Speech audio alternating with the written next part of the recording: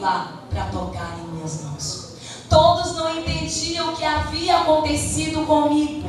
A professora disse: sua mãe levou você ao médico? Você fez a cirurgia? Eu sei de uma coisa, minha mãe disse que o Deus que ela serve me curou.